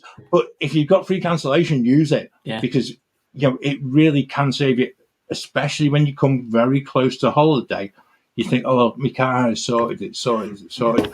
But actually, if you get a drop in price, why get the car hire more money than they need, because you wanted to book a year in advance? Be flexible and be prepared to let them down, because actually they don't give a care. Don't give a care in the world, he said politely. I can see you struggling there, John. I was a bit professional till the end, but we've had car hire nearly every single trip. I think there's only one we've not had car hire when we were our first on-site Disney stay, and we've always consistently had it. We've done it both the booking, the fly drive packages. We've booked ones where we've had the free car, and I would say don't ever let that put you off having the free car that's got the basic. Oh, no way. You don't ever take the insurance that they offer, because that's how they recoup the money. Is they offer you the free car and then they add on a £300 insurance package. You can go and you can find collision damage waiver and supplementary liability as a package for like $25, and it's dirt cheap. And they don't openly advertise that, and they'll give you all the scaremongering stories when you pick the car up of, oh, you'll have to do this, this, and this. The reality is you don't. The insurance company will take care of the majority of any problems you have in the event that something does happen. So we've used that, and we once booked a year-long policy that we used on multiple trips, and it was something like $75 for a whole year. And I think we probably got 2, maybe 3 trips, and we used the free car that was offered. I think it was back before Virgin Holidays existed, and it was one of the previous travel companies that was later bought out. But we've used loads of that, and we're on your side, John. We would the absolute freedom of having the hire car is brilliant. I do worry that we get this car and it's like we're going to need one every trip. Yeah, I foresee this. You end up wanting to go off. You end up going, I'm not going to eat there. I'm just going to nip to Popeyes, or I'm going to Chick-fil-A, or something that's like all these little bits. Then just start. But that's the thing, though, Simon. I think actually it ends up saving you money in the bigger scheme of things, and also like I said, I think if you're the type of person who just wants to go and just be able to just jump in the car. I think we went through that little spell just after the parks closed, where Disney. I'm trying to be really good in not saying what I shouldn't. Where they basically gouged people to park the car at resorts, and thankfully they saw sense. I think it was a change of Bob. I think it was a Bob. It was a Bob thing, though. I think it was. I think it was getting rid of Mr. Paycheck and DVC members.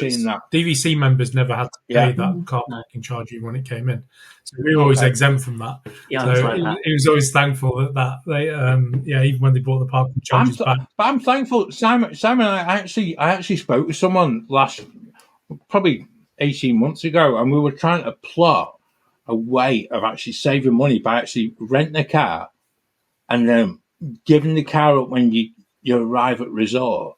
So you're not paying for it to be in a car park for 5 days, 10 days, whatever. and then rent a car again. And that was to me, that was actually a doable option. Yeah. Whereas now, I think I'm going down the line where Ben is the fact that, I've got a car. I'm not paying for parking at the Disney Resort. I'm sorry. Yep. This is back to where we've got back to level playing field. We've got our cruise, exactly. our 7-night cruise booked for the beginning of our trip. So we're going to be getting there, not by car hire. We're going to get a transfer from the airport there. That's the plan. And then once after the cruise, we're going to pick up the car from the port. And then, so we're going to hire it from there and then return to MCO when we go back home. Unless a fly drive turns out to be a lot cheaper. That is true. First is hard to get until we have this conversation. Of course, John, there's been some good news fairly recently as well, hadn't there, about the car parks, the Disney car parks, in that the trams are back. Hollywood Studios and Epcot. Not before time. Why has it taken so long? Let's put it out there. It's not before time. And actually, I'm quite thankful that, as this podcast arrives on your platform of choice, this is something that is nailed on for September by Disney. And actually, it's bugged me because actually it strikes, why are you making people walk that extra bit? And I put my hand up. It doesn't apply to me because if I arrive at Epcot, I'm walking because it's quicker than the tram, but that's by the by. It's part and parcel of transportation at Walt Disney World, and it should be kept the way it always has been. And people that aren't physically able that can get to the park by car, it really seems just something that is like you're expecting me to go from this distance where I've had to park at the back of the car park to get to the front. And it's just one of those things that are just... Children with little legs at the end of a park day, they're not going to want to walk all the way back. That's exactly it, Becca. They're too tired. Yeah. And if you've got, 2 little ones or 3 little ones... Sometimes probably doesn't cost very much for Disney to operate. Or if actually makes it more magical. Even if you've got older people with you as well, who, to ask them if they're on a holiday with you to go and do Epcot, because there's a lot of steps in Epcot, isn't there? Yeah. But it just saves that little bit extra. I think this is just a really good. I was going to say addition. It's not an addition. It's a reversion. It's a reversion back to where Disney service used to be. It's a bit like in the same bit as we said earlier in the year about parking at the resorts. It's something that we've had before and that should never have gone away. Yeah, well, they promised it to return last year, right? And then and then they did. Didn't they do like Magic Kingdom for a little bit? Yeah, and then but I think it was only a peak period. Was it like July the 4th or something? It was some peak point of the year. Yeah, and then it never came back. I think they did it like during summer, so like a couple of weeks. It's like okay, and then it was probably the fact that it made it on US chat shows, right? I think Stephen Colbert made some comments. And so I think when it reaches national chat shows and they're getting a dig about it, it's probably time to bite the bullet. Yeah. Oh, good call. Good call. So now we've driven our way around Walt Disney World. Simon, I think you're going to take us on a boat ride. Indeed. So I think it's better than It's a Small World. That's all I can say. Different kind of boat ride. Yeah. So the boat service offers another integral transport option across the lakes, lagoons, and canals of Walt Disney World. So, consisting of a varied fleet of ferries, motor launches, water taxis, and the friendship boats. They operate across the waterways. They've got quite a vast list of route options, so they give a really flexible way to get around, especially around resort areas like Epcot and Magic Kingdom. So there isn't any boat services directly at Animal Kingdom at the moment. I know they had like a boat that used to go around there in the very early opening days, but that was treated as an attraction there. So the largest capacities are the 3 ferries, and they transport guests between the TTC and the Magic Kingdom. The ferries are painted in different colour trims. I don't think they're not as relevant in colour as they are with monorails, but they're named after some of the key former executives of Walt Disney Company. So there's Richard F. Irvine, Admiral Joe Fowler, and General Joe Potter. So I'm sure that's another one for John's family spotting list to see which ferry. Then next in size is the friendship boats. So there's a fleet of 8 friendship boats, and they operate across the Crescent Lake and Showcase lagoons. They transport guests between the International Gateway, Epcot, and Hollywood Studios. And they've got intermediate stops at Boardwalk, Yacht and Beach Club, and Swan and Dolphin Resorts. And then there's a boat route across the Showcase Lagoon, which is currently only running between Future World and Morocco. They did have one that was running on Future World to Germany, and that hasn't returned, I think, since Harmonious was there, and since the pandemic. So they're only running that one option across the lagoon at the moment. Is it not because they had that big, massive taco in the middle of the lake? Yeah. Tacos in the Stargate. Hopefully, they'll be coming back soon. Yeah. Yeah, hopefully. Because I always thought that was a great thing to have across the lagoon if you wanted to get across to the other side. Yeah, because there's only one going across now, isn't there? Yeah, we did it on our last trip. Yeah, it's lovely, actually. It's a nice, relaxing thing to do. Sorry, didn't mean to interrupt. That's all right. So then the majority of the other boat options follow flagged routes, and they tend to be more of the resort options. So the next in size is the motor cruisers, which are the slightly larger boats that operate across Seven Seas Lagoon and Bay Lake. And they operate predominantly on the green and red flag routes between Magic Kingdom, Fort Wilderness Resort and Campground, and Wilderness Lodge. And then there's 7 smaller motor launches, which are the ones that you see flying the flags, and they've got a kind of canvas canopy across the top of them. And they operate in a circular rotation between the Grand Floridian, Polynesian, and Magic Kingdom, which is the gold flag route, and then the contemporary Fort Wilderness Resort and Campground and Wilderness Lodge, which is the blue flag route. And then lastly, there's 15 water taxis, and they operate on the Sasagula canals and riverways between the various resorts and the Disney Springs area. So they cover routes from Port Orleans, Saratoga Springs, and Old Key West. And then they have a service that I think still operates between the various parts of Disney Springs as well. So you can more or less go from one end to the other. But I think it's a really flexible option to get around everywhere. There's a route that more or less takes you from nearly every resort, especially around Magic Kingdom. You can get from every resort to every other resort by a combination of buses that mean you avoid of boats, that you avoid the buses and you avoid the monorails. And actually, it's a really nice, peaceful journey either way you get around there. Yeah. Isn't it just? On our last trip, we were so excited when we saw the second boat sort of dock at Disney Springs, because it'd been closed for such a long time, and now it was back open. It was just so nice. You didn't have to go all the way down to that end to grab a boat back to Saratoga or Old Key West. I love the boat transportation at Walt Disney World, especially the motor launches from Magic Kingdom and at Disney Springs. So just like you said, they're peaceful, they're relaxing. It might take a little bit longer, but you've got the breeze in your hair. I don't even care at that. Who's going to measure time? It's not like about getting to the park first or last. It's like you enjoy it. It doesn't matter how long you're waiting. Yes, sometimes in Florida it can be. But the journey, especially, I think, from that's the one thing we love at Grand Floridian is if you leave the Magic Kingdom, that's usually always the first stop after you. So it's always a really quick way to get back. Yeah. But the route from Wilderness Lodge or Fort Wilderness, going across the aqueducts and that route is a really nice one, especially like first thing in the morning, heading to the park. Nice peaceful journey in. That's one thing that I love about Wilderness Lodge is that the boat journey in.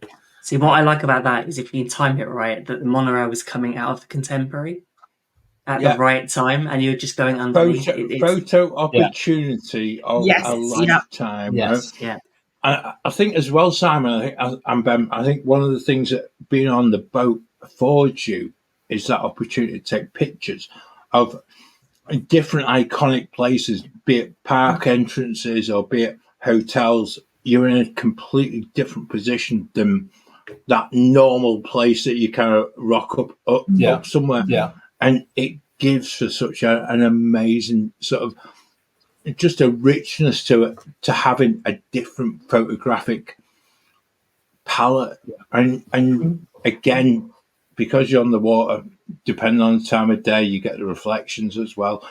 Yeah, sorry, I'm going into photographic mode, and I didn't really mean to. Yeah. No, I'm with you, John. Yeah. We used the boat from French Quarter down to Disney Springs quite a few times, and it's just so lovely. Yes, it's never going to be the quickest way, but that's not what it's about.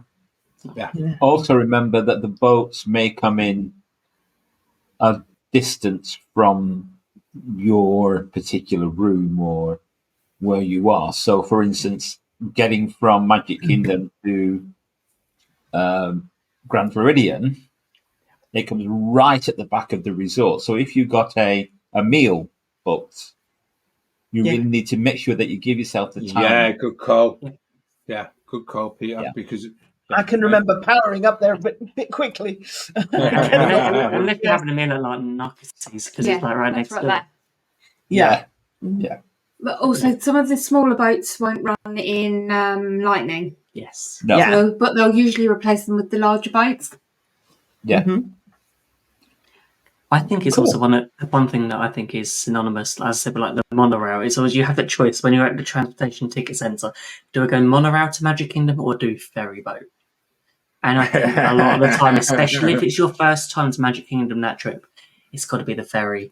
Just seeing the castle come into view from where you are, I think is so much. Just one of those like things that we said earlier in the show about, and going back when Claire said about things like we talked about, like that ultimate point of when you're booking a trip that you think your travel agent talks about, like the first time you see Cinderella Castle, but seeing it from the ferry boat, I think is a much nicer and the best way to see it than a monorail. That's the important appeal of Magic Kingdom, right? Is the whole thing is about the a sense of anticipation and expectation. It's the whole reason you can see the tip of the castle from outside, but you can't see anything else. The same reason you walk left and right under the tunnels, and then you get that reveal. Everything built up to that, and the ferry is the best means to get there to build the anticipation. I would always say, if you're going to Magic Kingdom, first time or first visit on a holiday, go on the ferry or via boat and go that way in. I wonder if I was at the Grand Floridian, because if you go to the Grand Floridian, you've always got to go round and then I think also some of the boats. Sorry, John, go on. No, the other thing I was going to mention there, Simon, as well, is the fact on your last visit to Magic Kingdom on every trip, if you choose to get the monorail, it tends to be that sort of hurried exit and things like that. But if you're on the boat, you get that kind of sail away moment where if you get yourself in a position with your family, you actually drift across the lake with that golf ball sized lump in your throat. I'm even envisaging it as I'm saying it. I couldn't do that, John. I just part of me seems to get a Magic Kingdom. It's horrible, but it just is the most beautiful thing as you're coming away, and rather than rushing away with the madness of the monorail, you just serenely disappear towards the ticket and transportation centre as the end of your trip, and it's just like bang, there you go, kids, we're going home tomorrow. Where do the tears start? Do they start on the boat or as you've got off? No, before. It's always before. I'm a stickler for it. We've got a last day tradition, which is to go to the railway station and to stand there as long as is humanly possible, and then take a big, massive breath to avoid the tears, and then you don't breathe again until you basically get to ticket and transportation centre. Basically, that's true. It's a bit of an exit, but and that's why it is the beautiful place that it is. So I think as we're talking about ticket and transportation centre, I think we should talk about the buses, because we briefly mentioned them so far this the show tonight, and it's something that, especially when you say a Disney resort, even if you're not and you just want to hop between different resorts, it's just another way that I think everyone is going to use a Disney bus. So over to you, Jill. Indeed. Well, like the skyliner and the monorail and indeed the boats, Disney buses are free for anyone to use, whether or not you're staying on site. And a lot of people don't realise that. They provide a welcome blast of aircon, some friendly music and a narration, in addition to taking you where you need to go. I'm sure that many of us have got fond memories of the ride home at the end of the day, resting your aching feet, listening to the soothing music, and having a little nap when they turn the lights down. Buses run between the resorts and the parks, officially 45 minutes before park opening, although in practice they do run much earlier. We've often been on a bus before 7:30 to get to the park for an early opening. They also run 1 hour after park closing, although again in practice they'll run later if you need them. Even if you are the only people at the bus stop and it's after midnight, a CM is going to be there and they'll ensure that you have a bus to take you home. Between parks, where there isn't another direct connection such as the monorail or the skyliner, you can get a bus. For example, between Magic Kingdom and Hollywood Studios, or Animal Kingdom and Epcot. For the water parks, it is a little bit more complicated. You probably need to change, so do check details if you're going to a water park. Buses do not currently run between the parks and Disney Springs. So if you want to finish your day at Disney Springs, the best way is to change at a resort. Maybe one with boat transportation or a walking route to Disney Springs, or you can just change buses when you get to the resort. Also, if you're going between resorts, you'll need to change somewhere as buses don't run between the resorts. It's often easiest to go to the nearest park to where you want to be. For example, you get a bus to the Magic Kingdom and then walk, boat or monorail to the resort. You'll usually only wait about 20 minutes maximum for a bus, and have to say on our last visit it was much quicker than that for most of them. If you happen to be at the back of a long queue, you might have to wait for the second bus, but it still shouldn't be too long before it appears. There are countdown timers at the resorts and actually on your My Disney Experience app as well, but not yet at the parks. So if you're chilling in your room and you want to find out how quickly the next bus is coming, you can do that. But if you're standing at the end of the day, having come out of Epcot footsore and weary, it's guesswork. But I have to say that the Disney World bus drivers are the nicest people imaginable. They deal with confused guests, people who need extra assistance, even children who are suffering the after effects of a third bucket of popcorn. And yes, I have seen them deal with that situation so quickly and efficiently that you'd never know anything was wrong. And all with a smile and a cheery word. They will even go out of their way to help you. Literally, if the bus is quiet, they might even be able to change their official route and take you straight home. That is true. We've had that, especially on a late night as well. You've got out the park, one of the last ones in the park, and it's like, okay, you get there, and it's like, oh no, my bus isn't here, but there's loads of other ones. So it's like, where are you going? I will take you to your resort, and sometimes even up to the building that you're staying in, right to the next stop.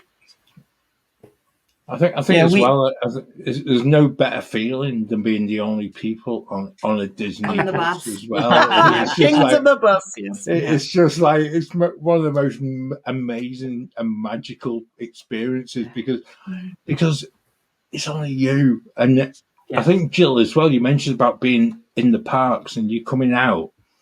And I think one of the things is, as much as we love to think that the bus coming in that says, Magic Kingdom is going to be straight for our stop and things like that, but they're all tracked by GPS, and so I think as well. Correct me if I'm wrong, somebody, but if there's a massive queue for a certain resort, a bus as it comes in is directed towards a certain number of stops.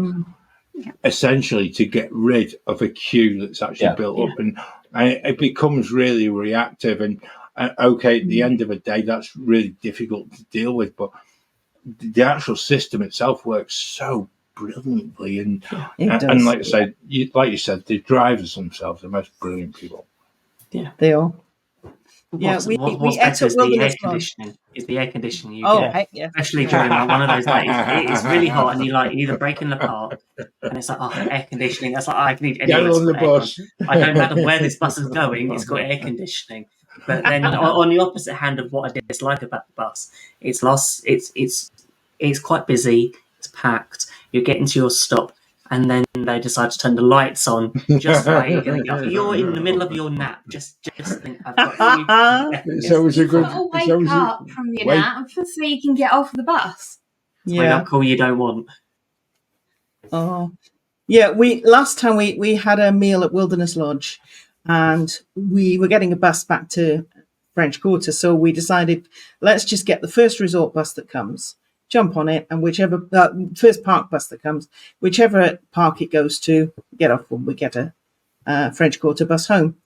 And what drew up said it was an Epcot bus, and there was a family sitting on there.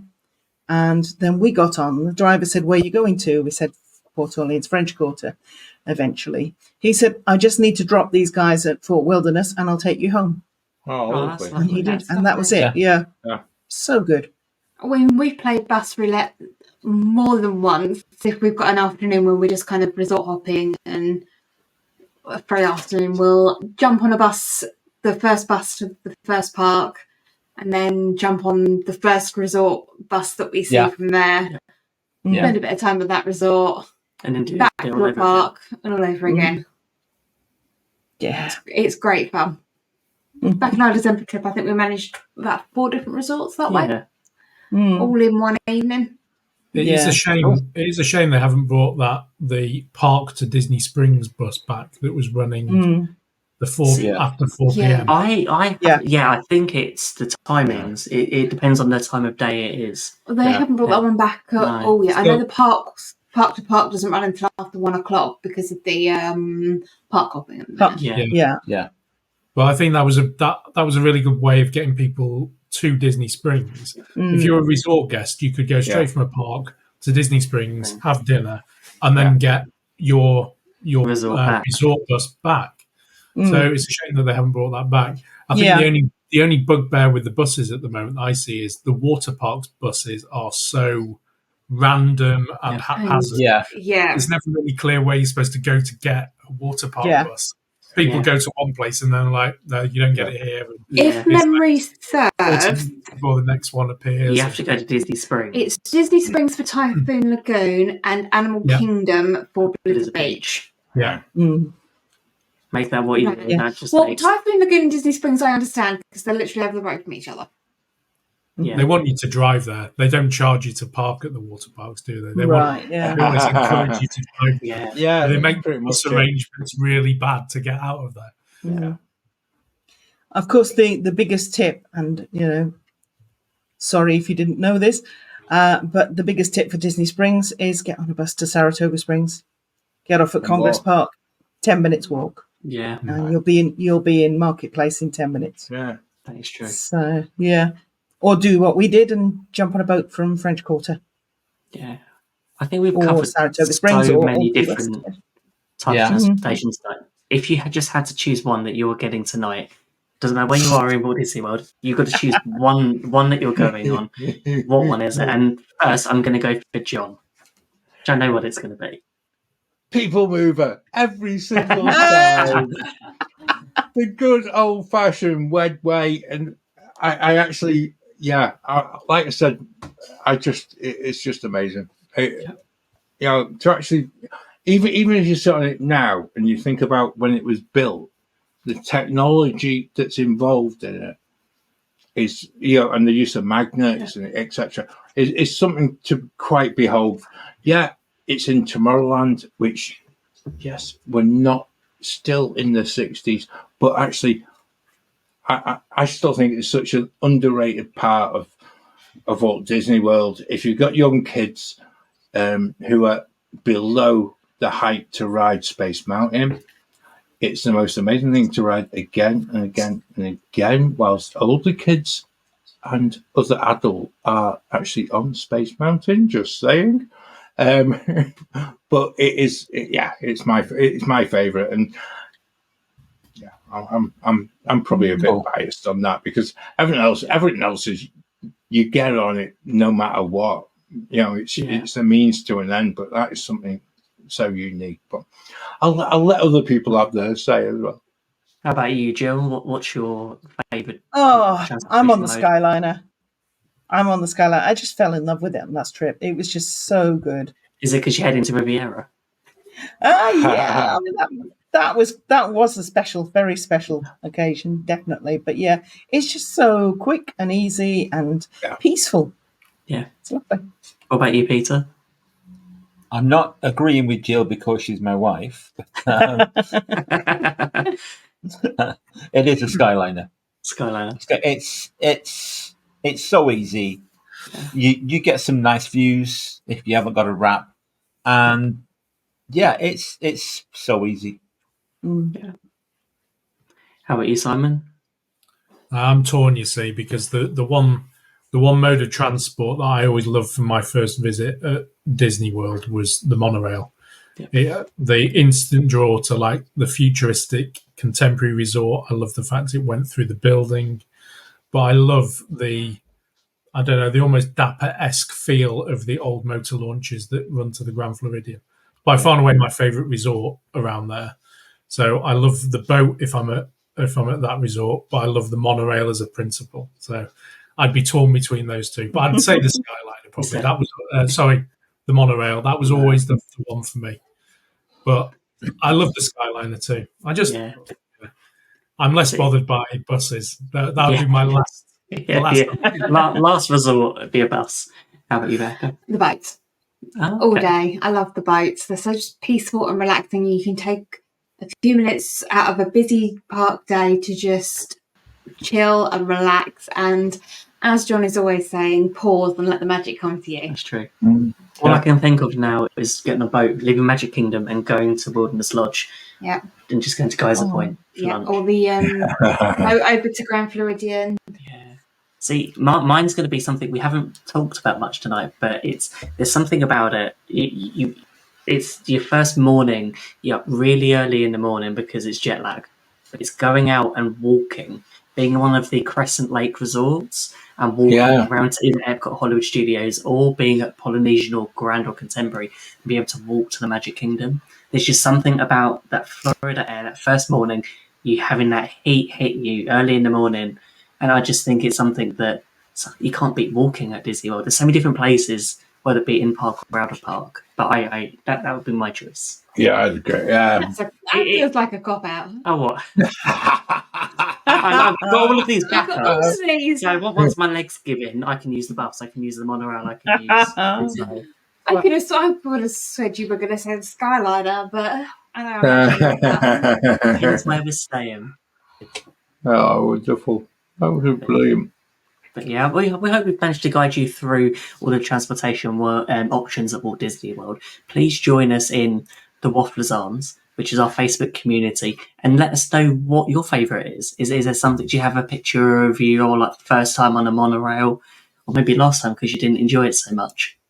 So thank you for tuning into the Great British Mickey Waffle. We hope you enjoyed this episode and that it brought a little bit of Disney magic into your day. So if you've missed any of our previous shows, don't worry. You can catch up by downloading them from your podcast app of choice or by watching them on our YouTube channel.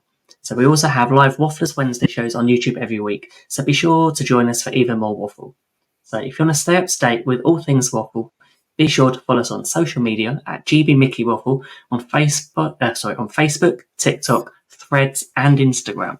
You can also email us, which is old school, at waffleon@gbmickeywaffle.com with any comments, questions, or ideas for future episodes. So we love hearing from our audience and we really appreciate your support. So if you enjoyed the show, please consider leaving us a rating and a review on your podcast app. And don't forget to share the show with your friends. So thank you again. And I think there's just one thing left to say. Please stand clear of the doors. Por favor, manténganse alejado de las puertas.